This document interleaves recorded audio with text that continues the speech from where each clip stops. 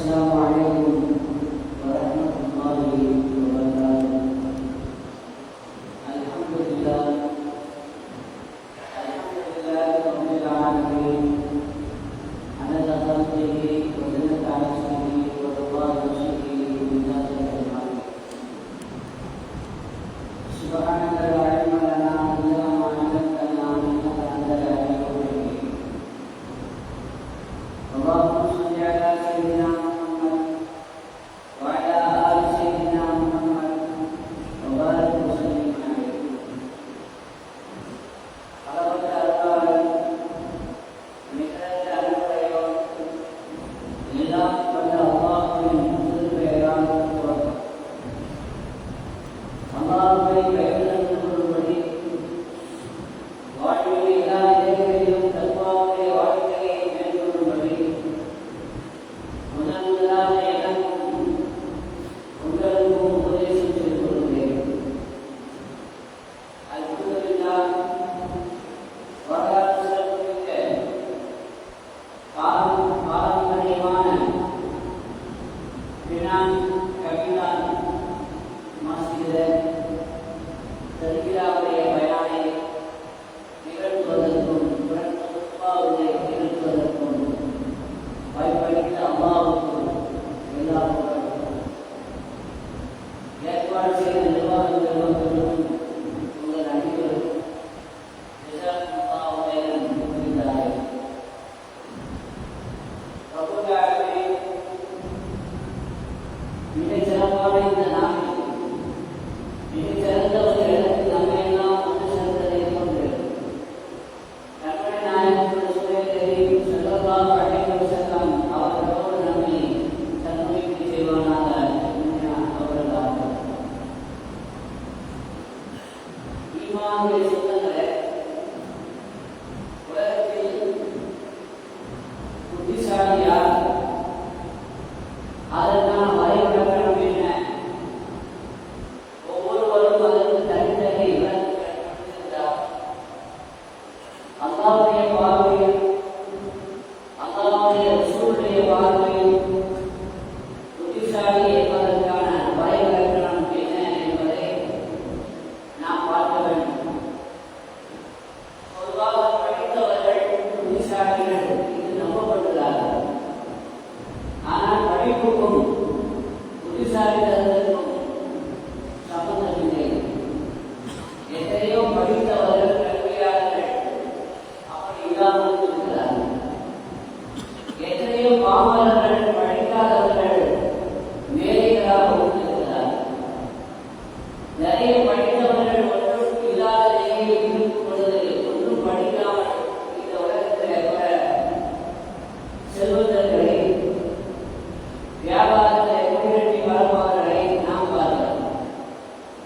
எனவே உண்மையான புத்திசாலி என்பவர்கள் யார் என்றால், அவர்களுக்கு அல்லாஹ் வழங்கிய கல்வியை, அல்லாஹ் அவர்களுக்கு வழங்கிய அந்த புத்திசாலித்தனத்தை தனக்கும் மற்றவர்களுக்கும் பிரயோஜனத்தை ஏற்படுத்துகிற வகையில் பயன்படுத்தக்கூடியவர். புத்திசாலித்தனமாக நடந்து கொள்ள வேண்டும் என்ற பெயரில் யாரையும் காயப்படுத்தாமல், யாரையும் மனதை புண்படுத்தாமல், யாரையும் நோகடிக்காமல் இருப்பதுதான் உண்மையான புத்திசாலித்தனம். அல்லாஹ்வுடைய பார்வையில் கல்வியாளர்கள் யார் என்பதை அல்லாஹ் தன்னுடைய வசனத்தில் இவ்வாறு சொல்வான். அம்மன் உபகாரிக்கும் ஆனா அல்லே சாஜிதம் உபகாரிமா எவ்வளவு ஆகிறா வயது ரத்ன தரப்பி உலகல் இஸ்லாமியதீன யாழமுன் அவதீன லா யாழமுன். படித்தவர்களும் படிக்காதவர்களும் கல்வியாளர்களும் கல்வி அறிவில்லாதவர்களும் சமமாகுவார்களா என்று அல்லாஹ் கேட்கிறார். சமமாக மாட்டார்கள் என்று அல்லாஹ் சொன்னாலும், யார் கல்வியாளர்கள் என்பதை அவனை விளக்கம் சொல்கிற பொழுது அம்மன் காரியம் ஆனால் சாதிகள் காரியம் கற்ற கல்வியை அவன் செய்கிற வகையில் இரவு நேரத்தில் இருந்து வணங்கக்கூடியவர்கள், அல்லாஹ்வை அஞ்சக்கூடியவர்கள், ஆகலத்தை அஞ்சக்கூடியவர்கள், ரப்பருடைய ரஹ்மத்தை ஆதரவளிக்கக்கூடியவர்கள், இவர்கள் தான் உண்மையான கல்வியாளர்கள் என்று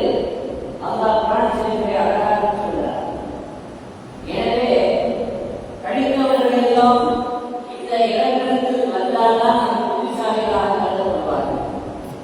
உலகத்தில் எத்தனையோ பண்டிதர்கள் படித்தவர்கள் படிக்காத பாவங்களை ஏளனமாக பார்க்கிற, அவர்களை இழிவுபடுத்துகிற வகையில் பேசுகிற ஒரு மனப்போக்கை நாம் பார்க்கிறோம். ஒரு பெரிய படித்தவர், மேலே அதை கற்றுக் கொள்ளக்கூடியவர் சலூன்களுக்கு சென்றார். அந்த நாடுகளிடத்தில் கேட்டார், முடிவெட்டு எவ்வளவு, சேவிங் பண்றது எவ்வளவு என்று கேட்டார். அவர் சொன்னார், சேவிங் பண்ணணும் அப்படின்னா நல்லா இருந்தது 10 வெள்ளி, முடிவெட்டணும்னா 10 வெள்ளி என்று அவர் சொன்னார்.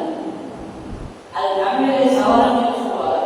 முடிவெட்டுறது தலையோட முடிய வெட்டுறது, சவரம் என்று சொன்னால் முகத்தில் முடியை மடிப்பது, சேவிங் பண்றது என்று பொருள். புத்திசாலித்தமாக பேசுவது கேட்க அப்படின்னே தலையை சவரம் பண்ணுறதுன்னா ஏன்னா 10 வெள்ளி முடிஞ்சிருந்தார். என் தலையை சேவிங் பண்ணு அப்படின்ற மாதிரி சொல்லியிருக்க.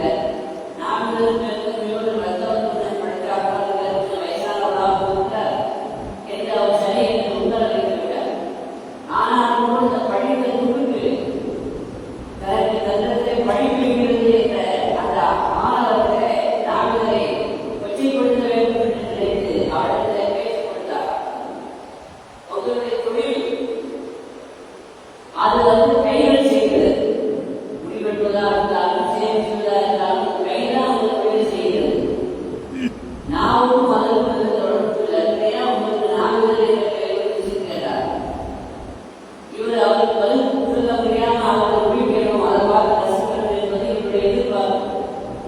ஆனால் அவர் சொன்னார், இல்லை நான் அப்படி இல்லை, நான் தொழிலை மட்டும் பார்த்தால் போதாது, எங்களை நம்பி வரக்கூடியவர்கள் உட்காரக்கூடியவர்கள் கொஞ்சம் ஈரமாக பேசவும் வேண்டும், எளிமையாக எளிதாக சொல்லவும் வேண்டும். அதற்காக எங்களுடைய பேச்சு கேட்கிறதே நிறைய பேர் எங்களுக்கு வருவாங்க. எனவேதான் எங்களுக்கு நாமிதர் என்று சொல்லப்படுகிறது என்று அறிவுபூர்வமாக பதில் சொன்னதும் அந்த படித்தவர் கொஞ்சம் ஏமாற்றம் அடைந்தார். ஆனால் விழவில்லை. மீண்டும் கொச்சைப்படுத்த வேண்டும் என்று நினைக்கிற கையில் இருக்கிறது என்ன கத்திரிக்கோள். அது என்ன கோல்? கத்திரி தான் கோல். அங்கே கத்திரி மட்டும்தான் இருக்கிறது, கோல் எங்கே இருக்கிறது அவரிடத்தில் திரும்பி கேட்டிருக்கிறார். அவர் கருத்து வந்து சார் வந்து கொஞ்சம் சிரிப்பா பேசிக்க வந்தது அப்படின்னு சமாளிச்சார்.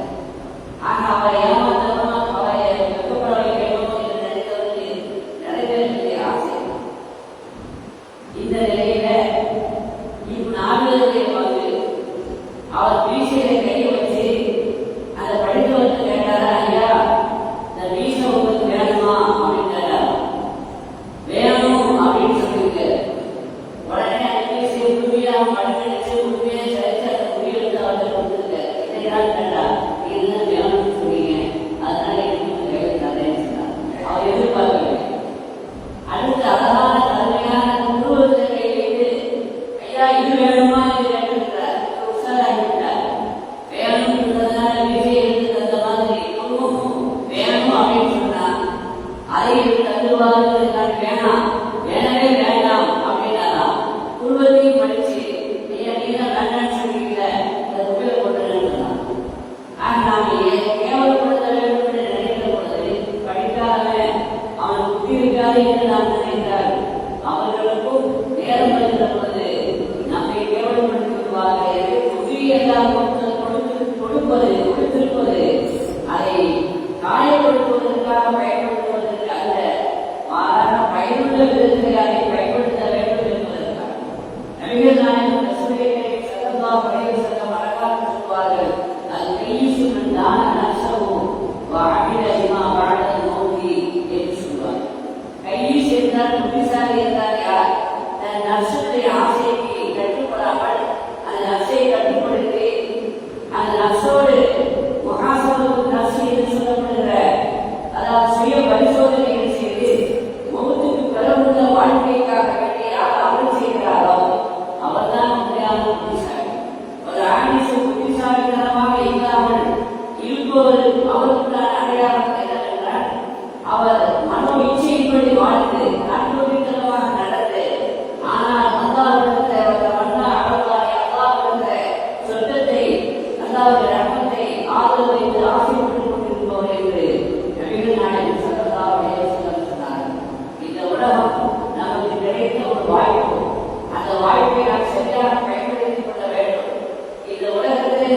வாழ்வதற்கு கிடைத்த இந்த நேரத்தை காலத்தை நிச்சயமாக நாம் ஈடுபட்டு விடாமல் பிற்காலத்தினுடைய நல்லதற்கு பெற உள்ள வாழ்க்கை அது சிறப்பாக ஆக வேண்டும் என்று நாம் அதை பயன்படுத்திக் கொள்ள வேண்டும். அப்படி பயன்படுத்திக் கொண்டால்தான் அது புத்திசாலி.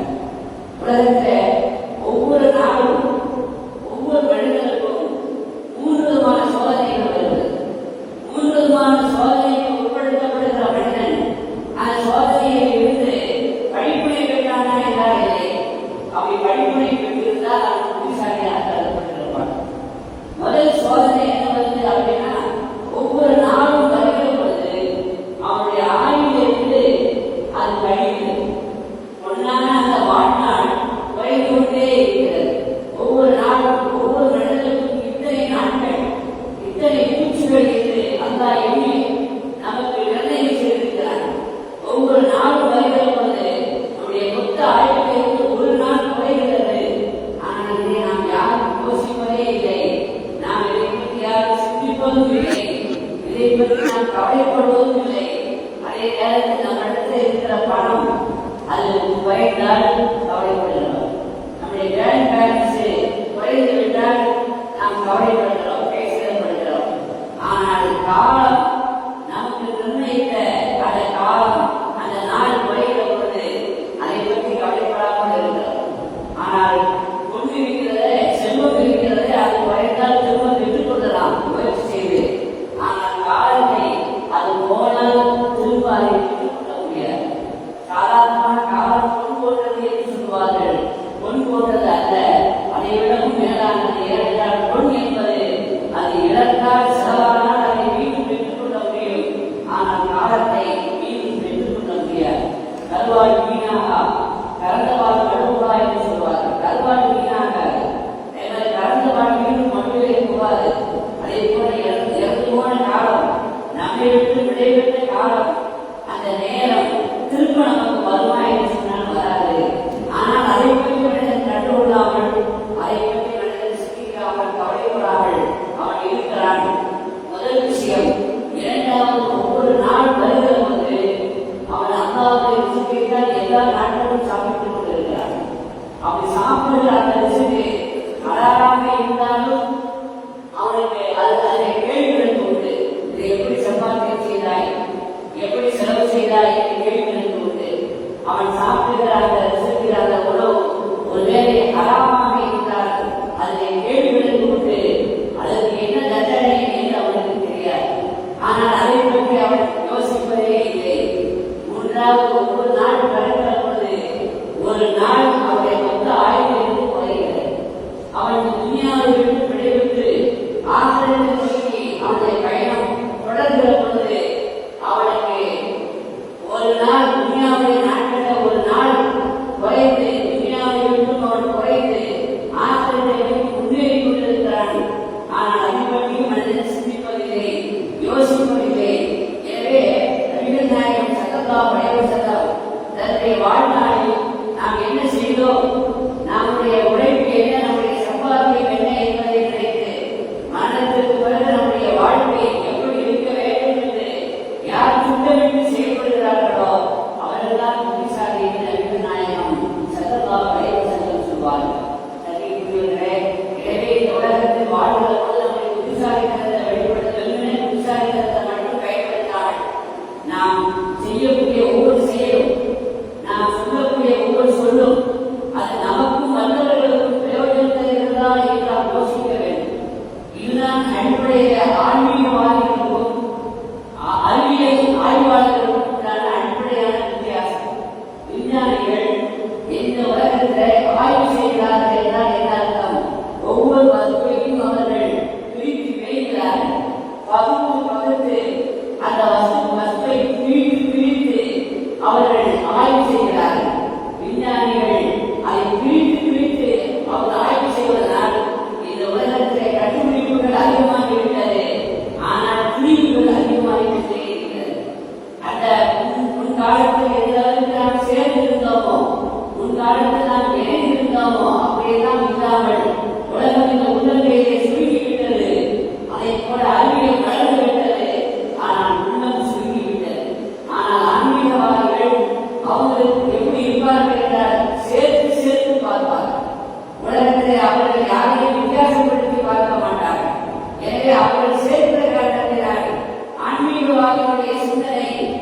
நபிமார்களுடைய சிந்தனை, அல்லாஹ்வுடைய நேசர்களுடைய சிந்தனை எல்லோரையும் இணைத்து பார்க்கும். அறிவாளிகள் எல்லோரையும் பிரித்து பார்க்கிறார்கள் என்று வித்தியாசத்தை சொல்வார்கள். எனவே நாம் சேர்க்க வேண்டும் என்பதைத்தான் நபிகள் நாயகம் ஸல்லல்லாஹு அலைஹி வஸல்லம் நம்முடைய பூரா வாழ்நாளிலும் சேர்ந்து சேர்ந்து நாம் வாழ வேண்டும், பிரித்து வாழக்கூடாது என்பதை வலியுறுத்தினார். ஜும்மாக்கு வந்திருக்கிறோம், அதே மாதிரி தொழுகைக்கு வந்திருக்கிறோம். நாமெல்லாம் எப்படி உட்கார்கிறோம்? இங்க ஒரு ஆள் உட்கார்ந்துருக்கிறோம், அங்க ஒரு ஆள் உட்கார்ந்துருக்கிறோம், இப்படி பிரித்து விழுந்துதான் உட்கார்ந்துருக்கிறோம். தொழுகைக்காக எதிர்பார்த்து உட்கார்ந்துருக்கிறோம், குத்துபாவுக்காக எதிர்பார்த்து உட்கார்ந்துருக்கிறோம். இப்படி எதிர்பார்த்து உட்கார்ந்திருக்கும் பொழுது சஃபிலே மட்டுமல்ல, தொழுகைக்காக மட்டுமல்ல, தொழுகை எதிர்பார்த்து நாம் உட்கார்ந்திருக்கும் பொழுதும் கூட பிரித்து உட்கார்வதை நபிகள் நாயகம் ஸல்லல்லாஹு அலைஹி வஸல்லம் விரும்பவில்லை. பெருமானார் ஸல்லல்லாஹு அலைஹி வஸல்லம் பள்ளிவாசலுக்கு வருகிறார்கள். அப்படி பள்ளிவாசலுக்கு வருகிற பொழுது சஹாபாக்கள் பிரித்து உட்கார்ந்திருக்கிறார்கள். மாலக்கும் அராக்கும் இசீனை பிரித்து பிரித்து நீங்கள் உட்கார்ந்திருப்பதை பிரித்து நான் பார்க்கிறேனே என்று அதை வெறுக்கிற வகையில் முகம் சுழித்தார்கள். அதற்கு பிறகு சஹாபாக்கள் தொழுகைக்கு எதிர்பார்த்து உட்கார்ந்தாலும் கூட சேர்ந்து உட்கார்ந்தக்கூடிய ஒரு நல்ல பழக்கத்தை இந்த உலகத்திற்கு சுண்ணத்தாக நமக்கு ஆக்கி சென்றார்கள். அதே போல சேர்ந்து இருப்பதெல்லாம் எல்லா காரியங்களையும் பார்க்கிறது. சாப்பிடுகிறோம், அது சாப்பிடுவது கூட இப்பொழுதெல்லாம் தனித்தனியாக சாப்பிடுகிற ஒரு கலாச்சாரம். சமையலை சேர்ந்து சாப்பிட்ட ஒரு காலம் இருந்தது. ஊரிலே இன்னும் சில ஊர்களிலே சமையலை சேர்ந்து சாப்பிடுகிற பழக்கம் தொடர்கிறது. ஆனால் நாட்டிலும் கூட கூட சேர்ந்து சாப்பிடுகிற பழக்கம் அருகி பிரிந்து சாப்பிடுகிற ஒரு நிலையை நாம் பார்க்கிறோம். ஆனால் நபிகள் நாயகம் ஸல்லல்லாஹு அலைஹி வஸல்லம் அவர்களிடத்தில் சஹாபாக்கள் வந்தார்கள். யா ரசூலல்லாஹ், இன்னா நல்கு வலா நஸ்பர், சாப்பிடுகிறோம் ஆனால் வயிறு நிரம்பவில்லை அப்படின்னு சொன்னாங்க. நிறைய சாப்பிடத்தான் செய்யறோம், நல்ல சாப்பிடத்தான் செய்யறோம், ஆனால் வயிறு நிரம்பவில்லை என்று அவர்கள் சொன்ன பொழுது கண்மணி நாயகம் ஸல்லல்லாஹு அலைஹி வஸல்லம் அவர்களிடத்தில் திரும்ப கேட்டார்கள், லஅல்லக்கும் தஃதரிபூன், நீங்கள் பிரிந்து பிரிந்து தனித்தனியாக சாப்பிடுவீர்களா என்று கேட்டார்கள். ஆம் என்று சொன்னார்கள். இனிதமிழும், நீங்கள் சேர்ந்து உட்கார்ந்து சாப்பிடுங்கள், அதேதான் பறக்கத் இருக்கிறது. இனிதமிழும் வல்குரு விஸ்வல்லாஹி ஃபீஹா, உணவிலே சேர்ந்து சாப்பிடுங்கள், அல்லாஹ்வுடைய திருநாமத்தை சொல்லி சாப்பிடுங்கள், அந்த உணவிலே பறக்கத் இருக்கும். எந்த உணவிலே எந்த சாப்பாடுகளை பறக்கத் இருக்குமோ அதிலே தான் வயிறு நிறையும், அதிலே தான் உங்களுக்கு மனம் நிறையும் என்று கண்மணி நாயகம் ஸல்லல்லாஹு அலைஹி வஸல்லம் சாப்பிடுற விஷயத்தில் கூட சேர்ந்து சாப்பிடுவதை, இணைந்து சாப்பிடுவதை நமக்கு கற்றுக் கொடுத்திருக்கிறார்கள். தொழுகையிலே சஃபிலே நாம் இருக்கிறோம். அப்படி சஃபிலே இருக்கிற பொழுது கூட கண்மணி நாயகம் ஸல்லல்லாஹு அலைஹி வஸல்லம் எதை நமக்கு கற்றுக் கொடுத்தார்கள், எதை நமக்கு வழிபடுத்தினார்கள் என்றால் சஃபிலே சேர்ந்து இருக்க வேண்டும், தோளோடு தோள் சேர்ந்து இருக்க வேண்டும், இணைந்து இருக்க வேண்டும், பிரிந்து தனித்தனியாக இடைவெளி விட்டு இருக்கக்கூடாது என்பதை நமக்கு தெளிவாக சொல்லியிருக்கிறார்கள். உங்கள் சஃபுகளை நேராக்கிக் கொள்ளுங்கள், ஒழுங்காக ஆக்கிக் கொள்ளுங்கள். அப்படி நீங்கள் ஆக்கவில்லை என்றால் அவர்கள் வாய்ப்பு அல்லாஹ்வுக்கு குருபிக்கும் உஜூரிக்கும், உங்கள் கல்வியை அல்லாஹ் மாறுபாட்டை ஏற்படுத்தி விடுவான். இது ஒற்றுமை சிதைந்து போவதற்கும் சஃபு சரியாகாமல் இருப்பதற்கும் கூட ஒரு நியாயமான காரணத்தை கண்மணி நாயகம் ஸல்லல்லாஹு அலைஹி வஸல்லம் சொன்னார்கள். வெளிப்படையாக சஃபே முன்னே நின்றால், ஒழுங்காக நிற்காமல் இருந்தால், வேறுபாட்டோடு சஃபிலே நின்றால் கல்வியில் வேறுபாடு ஏற்பட்டுவிடும். கல்வியிலே ஒரு இணைப்பு ஏற்படாது. அத்தோடு நிற்கவில்லை, உங்கள் கல்வியிலே மாறுபாடு ஏற்பட்டுவிடும், உங்கள் கல்வியிலே வேறுபாடு ஏற்பட்டுவிடும் என்பதோடு நிற்காமல் ஊழியும் என்று சொன்னார்கள். கல்வும் மாறிவிடும், உங்கள் முகம் கூட மாறிவிடும் என்று சொன்னார்கள். சஃபே நேராக இருப்பது, சேர்ந்து இருப்பதுங்கிறது ஒரு சாதாரணமான செயல் அல்ல. அதனால் முகம் கூட மாறிவிடுவதற்கு, நம்முடைய உருவம் கூட மாறிவிடுவதற்கான ஒரு ஆபத்து இருக்கிறது என்பதை கண்மணி நாயகம் ஸல்லல்லாஹு அலைஹி வஸல்லம் அங்கே எச்சரிக்கை செய்கிறார்கள் என்றால், தொழுகையிலே அல்லாஹ்வுக்கு முன்னிலையில் நாம் இருக்கிற பொழுது நேராக இருக்க வேண்டும், சேர்ந்து இருக்க வேண்டும். இல்லை என்றால் ஒற்றுமை சேர்த்துவிடும், மட்டுமல்ல முகம் கூட ஓடிவிடும், மாறிவிடும், அருளை இழந்துவிடும் என்று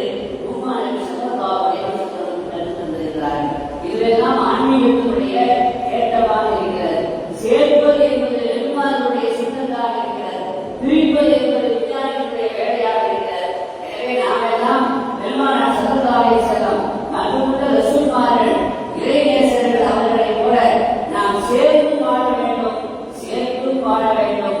வீட்டிலும் நாட்டிலும் குடும்பத்திலும் எல்லா வகையான நம்முடைய எல்லா உறவுகளிலும் நாம் எல்லோரையும் சேர்த்து வாழ்கிற பொழுது அதிலே பறக்கத்து இருக்கிறது, அதிலே அருள் இருக்கிறது, அதிலே தான் மன நிறைவு இருக்கிறது.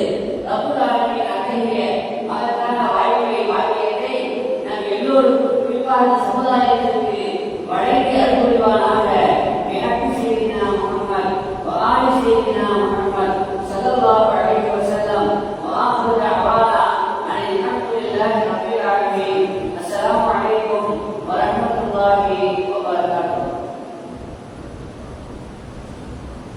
الحمد لله رب العالمين حمدا يوافي نعمه ويكافئ مزيدا.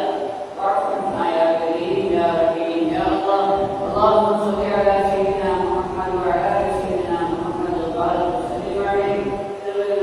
يا الله எங்களுடைய பாவங்களை மன்னிப்பாயாக. யா அல்லாஹ் எங்களுடைய ஆயுளை சரியாக நீளமாக்கி வைப்பாயாக. எங்கள் கவலைகளை போக்குவாயாக, கஷ்டங்களை நீக்குவாயாக, மனதிற்கு நிம்மதியையும் சந்தோஷத்தையும் தந்திருப்பாயாக. யா அல்லாஹ் எங்களது எல்லா ஆயுதங்களையும் நிறைவேற்றி வைப்பாயாக. எங்களது எல்லா உலகங்களையும் ஆசிராய்த்து தருவாயாக. யா அல்லாஹ் துன்யாவிலும் ஆகிரத்திலும் யா அல்லாஹ் உனது ரஹ்மத்தையும் உனது ரிலாவையும் உனது கபூலியத்தையும் பெற்றவர்களாக நல்லவர்கள் ஆதாரத்தை கொடுத்திருந்த எங்கள் எல்லோரையும் சேர்ந்து அனுப்புவாயாக. பிஹக்கி சையதினா முஹம்மத் வ ஆலி சையதினா முஹம்மத். யா ரப்பல்